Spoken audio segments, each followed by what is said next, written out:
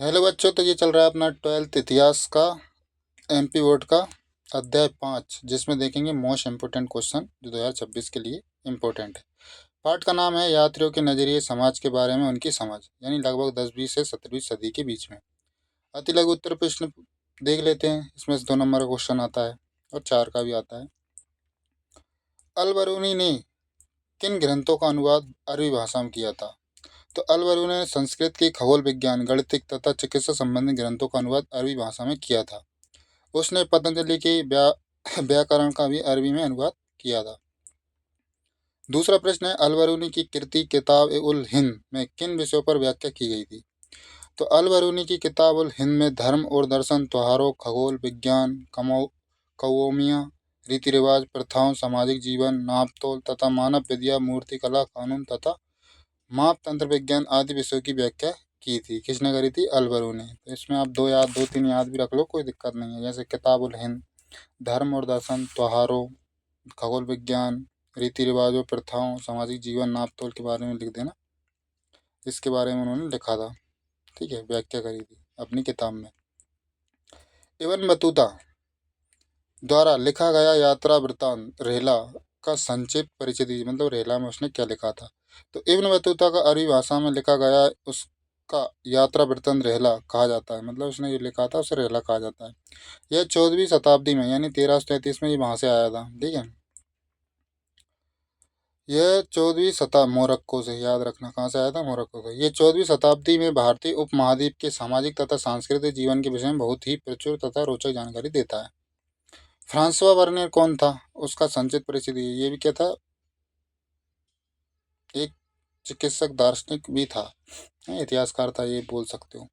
Francois vernier France का निवासी था। वह एक चिकित्सक, राजनीतिक, दार्शनिक तथा एक ऐतिहासिक कार था, मतलब इतिहासकार था।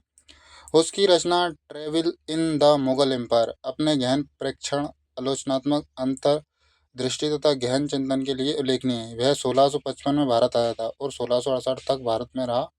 वह मुगल दरबार में नजदीक से जुड़ा हुआ था, मतलब मुगल दरबार में आया था। अगला प्रश्न है, विदेशी यात्रियों के वृत्तांतों का प्राचीन भारत के इतिहास के निर्माण में क्या महत्व है? तो जितने विदेशी यात्री भारत आए, उन्होंने जैसा देखा, सुना तथा अनुभव किया, आज उन्होंने निष्पक्ष होकर अपनी यात्रा वृत्तांत में लिख दिया। उन्होंने उन घटनाओं तथा समस्याओं को भी लिखा जिन पर भारतीय विद्वान मौन रहे। उनकी यात्रा वृत्तांत में भारतीय घटनाओं का तिथिवार वर्णन मिल जाता है, जिनका भारतीय इतिहास में निर्माण में बड़ा महत्व है। अब देखते हैं छठा प्रश्न, शाहजहां के शासनकाल में आने वाले यूरोपीय यात्रियों का वर्णन कीजिए। तो शाहजहां के शासनकाल में आने वाला यूरोपीय यात्री वर्नियन, देवर्निया, पीटर मुंडी, ठीक है, तथा मनुची प्रमुख थे। उन्होंने शाहजहां के शासनकाल के विषय में बहुत कुछ लिखा। इससे शाहजहां के शासनकाल के इतिहास निर्माण की बहुत सहायता मिलती है। मार्को पोलो कौन था? ये इटली का निवासी था, याद रखना। मार्को पोलो इटली का निवासी था। वह 13वीं शताब्दी में भारत आया था। उसने केवल भारत की ही नहीं बल्कि एशिया के अनेक देशों की यात्रा की थी। उसने दक्षिण भारत के सामाजिक एवं आर्थिक दशा का बड़ा सुंदर वर्णन किया। उसका वर्णन मध्य के युग के इतिहास को जानने की बहुत अपने उपयोगी है, मतलब इस जानकारी मिलती है। अनेक इतिहासकार ने उसका उपयोग किया है। अब देखते हैं विलियम हॉकिंस कौन था। विलियम हॉकिंस इंग्लैंड का यात्री था। वह 1608 में जहांगीर के दरबार में आया था। वह भारत में इंग्लैंड के सम्राट जेम्स प्रथम के राजदूत के रूप में आया था। सर थॉमस रो कौन था? सर थॉमस रो 1615 में इंग्लैंड के सम्राट जेम्स प्रथम के राजदूत के रूप में जहांगीर के दरबार में आया था। उसके वर्णन से भारत की व्यापारिक स्थिति, शासन प्रबंधन, मुगल दरबार, जहांगीर के चरित्र आदि की जानकारी प्राप्त होती है। 10वां है, ने अपरिचित संसार को समझने के लिए किन ब्राह्मण ग्रंथों का सहारा लिया? तो अल बरूनी ने अपरिचित संसार को समझने के लिए लगभग पूरी तरह से ब्राह्मणों द्वारा लिखित वेदों, पुराणों तथा भगवत पतंजलि भाष्य एवं मनुस्मृति का सहारा लिया था। किसने? अल बरूनी। अब देखते हैं इब्न बतूता भारतीय शहरों को कैसा दृश्य प्रस्तुत करता है। तो इब्न, ये क्वेश्चन को 11वां क्वेश्चन है ना। इब्न बतूता ने उपमहाद्वीप के शहरों को उन लोगों के लिए व्यापक अवसर से भरपूर पाया जिसके पास आवश्यक इच्छा, साधन तथा कौशल था। यह शहर घनी आबादी वाले तथा समृद्ध थे। सिवाय कभी कभी युद्धों तथा अभियानों से होने वाले विध्वंस के। भारत के अधिकांश शहरों में भीड़ भाड़, वाली सड़कें तथा चमक धमक वाले और रंगीन बाजार थे जो विविध प्रकार की वस्तुओं से भरे पड़े थे।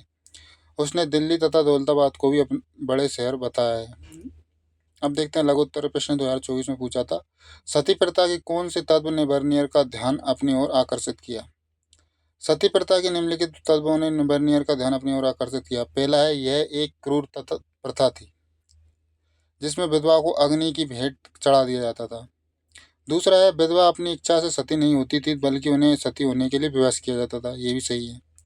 बाल विधवाओं के प्रति भी लोगों के मन में सहानुभूति नहीं थी।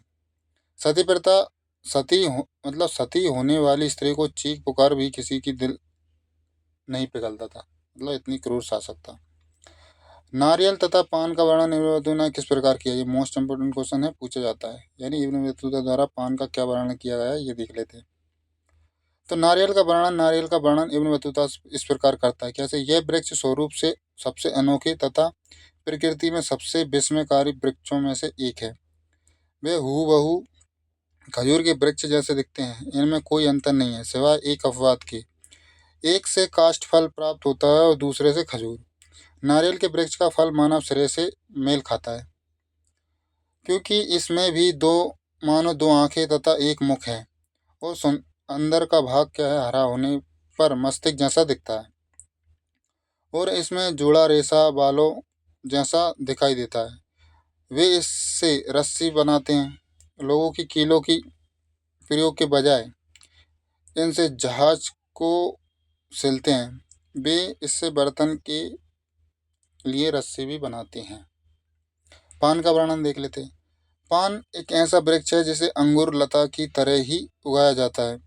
पान का कोई फल नहीं होता और इसे केवल इसकी पत्तियों के लिए ही उगाया जाता है। इसे प्रयोग करने की विधि यह है कि इसे खाने से पहले सुपारी ली जाती है। यह जायफल जैसी ही होती है पर इसे तब तक तोड़ा जाता है जब तक इसके छोटे छोटे टुकड़े नहीं हो जाते और इन्हें मुंह में रखकर चबाया जाता है। इसके बाद पान की पत्तियों के साथ इन्हें चबाया जाता है। तीसरा प्रश्न देख लेते हैं। किताब उल हिंद का संक्षिप्त परिचय दीजिए। किताब उल हिंद नामक कृति अल बरूनी का प्रसिद्ध ग्रंथ है। इस पुस्तक में 80 अध्याय हैं। ठीक है।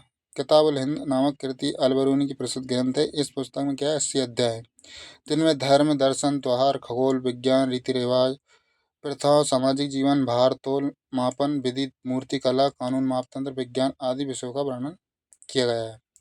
अल बरूनी ने प्रत्येक अध्याय में एक विशिष्ट शैली का प्रयोग किया है जिसमें आरंभ में एक प्रश्न होता है था, फिर संस्कृतवादी परंपराओं पर आधारित वर्णन और अंत में अन्य संस्कृतियों का साथ एक तुलना।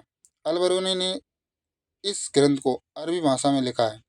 वह संस्कृत, पाली तथा प्राकृत ग्रंथों के अरबी भाषा में अनुवाद तथा रूपांतरणों से परिचित था। इनमें दंत कथाओं से लेकर खगोल विज्ञान और चिकित्सा संबंधी सभी कृतियाँ शामिल थी। इसके साथ ही इस ग्रंथ की लेखन सामग्री शैली के विषय में उसका दृष्टिकोण आलोचनात्मक तथा और विशेष रूप से वह उनमें सुधार करना चाहता था। चौथा देख लेते हैं। इब्न बतूता ने भारत की संचार व्यवस्था का क्या वर्णन लिखा है? तो इब्न बतूता ने भारत की संचार व्यवस्था विशेष रूप से डाक प्रणाली का वर्णन किया है। उन्होंने दो प्रकार की डाक प्रणाली का उल्लेख किया है, घोड़ा डाक उलूक और पैदल डाक यानी दावा। घोड़ा डाक उलूक, हर 4 मील पर शाही घोड़े तैनात होते थे जो संदेश को तेजी से पहुंचाने में मदद करते थे। इस प्रणाली को उलूक कहा जाता था। पैदल डाक दावा, हर मील पर 3 स्टेशन थे जहां पैदल संदेशवाहक तैनात होते थे। पैदल संदेशवाहक अपने आगमन की सूची देने के लिए घंटी बजाते थे। 5वां है, बर्नियर ने मुगल शहरों को शिविर नगर क्यों कहा? बर्नियर ने मुगल शहरों को शिविर नगर कहा क्योंकि उनका मानना था कि यह शहर शाही दरबार के आगमन और प्रस्थान के साथ ही अस्तित्व में आते हैं और नष्ट हो जाते हैं। दूसरे शब्दों में उनका मानना था कि इन शहरों का भाग शाही शिविर पर निर्भर था और शाही दरबार के साथ ही इनकी वृद्धि और पतन होता था। बर्नियर के अनुसार मुगल शहरों को शिविर नगर कहने के पीछे मुख्य कारण थे। एक तो शाही दरबार की गतिशीलता, बर्नियर ने देखा कि मुगल शासक और उनका दरबार अक्सर एक स्थान से दूसरे स्थान पर घूमते रहते थे और उस उनके साथ ही उनके प्रशासनिक और सैन्य प्रतिष्ठान भी चलते थे। शहरी विकास का अभाव। बर्नियर का मानना था कि मुगल शाही शहरों में स्थायी सामाजिक और आर्थिक संरचनाओं का अभाव था। उनका विकास और पतन शाही दरबार के आगमन और प्रस्थान पर निर्भर करता था। राज्य के संरक्षण पर निर्भर। उनका मानना था कि शहर अपने अस्तित्व के लिए शाही संरक्षण पर निर्भर थे और शाही दरबार के चले जाने के बाद उनका पतन निश्चित था। स्थायी आर्थिक नींव का अभाव। बर्नियर के अनुसार इन शहरों की सामाजिक और आर्थिक नींव मजबूत नहीं थी और वे शाही दरबार के संरक्षण में बिना फल फूल नहीं सकते थे। ये आपका पार्ट कंप्लीट हो चुका है। प्लीज़ चैनल को लाइक और सब्सक्राइब जरूर करना और अपने दोस्तों के पास जरूर भेजना। जय हिंद।